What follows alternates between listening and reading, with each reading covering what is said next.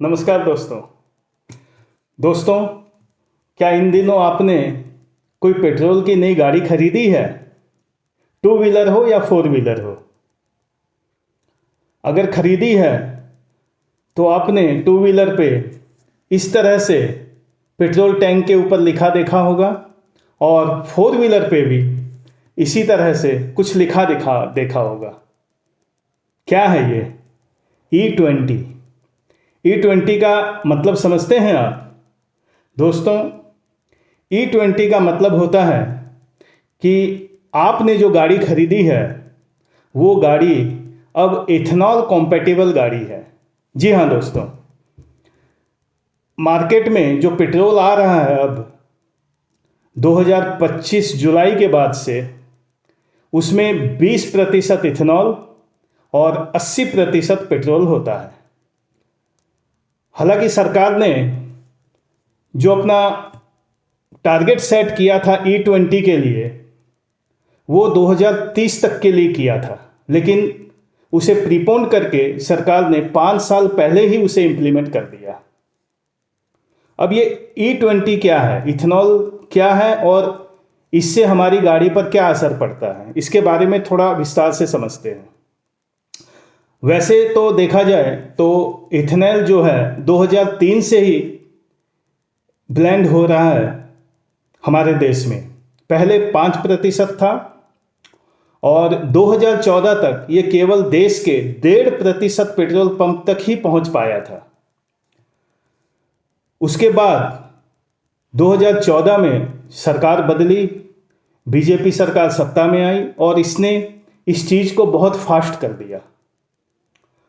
1 महीने के अंदर ही सरकार ने इथेनॉल की जो क्वांटिटी है पेट्रोल में वो 5% से बढ़ाकर 10% कर दी।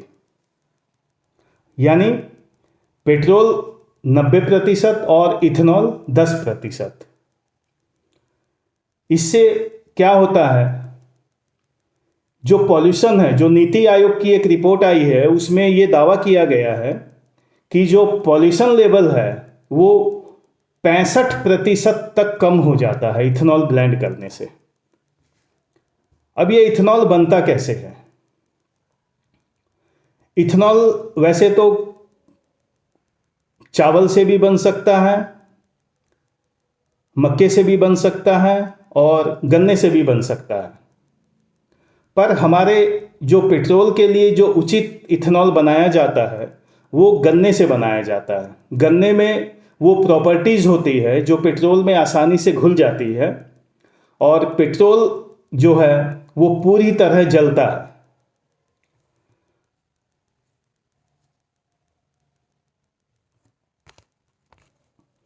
वैसे तो सरकार ने 2018 में ये डिसीजन लिया था कि ये जो इथेनॉल का 20% जो मात्रा है वो 2030 तक ही वो करेंगे, पर उसे 5 साल पहले करके 2025 में ही कर दिया गया। अब सवाल ये उठता है, क्या हमारे देश में जो गाड़ियां हैं, जो पेट्रोल के इंजन से बनी हुई गाड़ियां हैं, क्या वो इथेनॉल 20 को एक्सेप्ट करने में काबिल है? क्या कॉम्पेटिबल है? तो इसका जवाब ना है।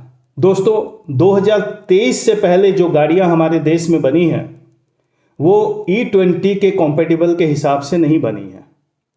और उन गाड़ियों में जो अब समस्या आ रही है वो ये है कि माइलेज कम हो रही है, इंजन में प्रॉब्लम आ रही है, गाड़ी की जो स्पीड है वो कम हो जाती है। ये सब दिक्कतें अब आ रही है।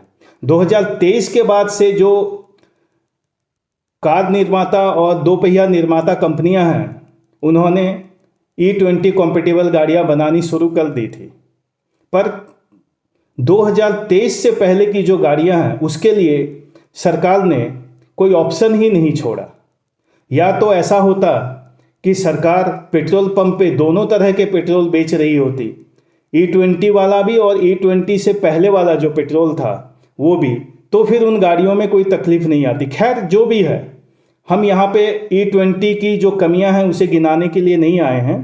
मैं सिर्फ आपको ये इन्फॉर्मेशन देने आया हूँ कि ये जो E20 कॉम्पेटिबल वाली जो गाड़ियां हैं उसमें ये पेट्रोल कितना सक्सेस हो पाता है, ये तो आने वाला वक्त ही बताएगा।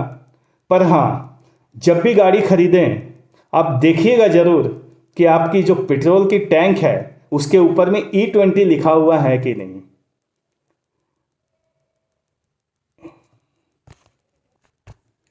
दोस्तों, ये छोटी सी जानकारी आपको कैसी लगी ज़रूर बताइएगा कमेंट्स में। आज के लिए बस इतना ही। धन्यवाद।